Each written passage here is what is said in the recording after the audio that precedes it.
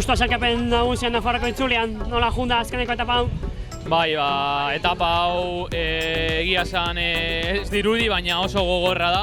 Azkenean karretera estuak eta igoera oso esplosibak dira. Niretzako, bueno, ez oso aproposa, baina hor egon gara. Ekipo moduan nahiko ondo korritu dugu eta, bueno, bai, bigarren postu bat oso ondo dago, baina, bueno, pena hor bigarren etapan, Bagordin oso fuerte nengoen, baina fuga 2 minuterekin ia hasi zen, eta hor arantxa gelditzen zait. Erasokortasun pixka faltatzen zuen siakaso etapa honetan?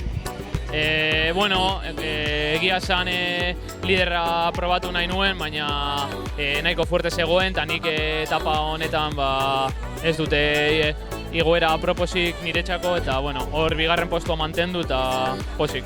Artasoan gora, podiuma mantendu duzu, gutxigatik, segundoak azkar korritzen zuten. Bai, egia esan Artajonako muru hau oso esplosiboa da, gainera adokinekin eta holan oso zaila, eta bueno, hor txufritu dut eta posible izan da bigarren postua mantentzea. Zorionak. Eskerrik asko.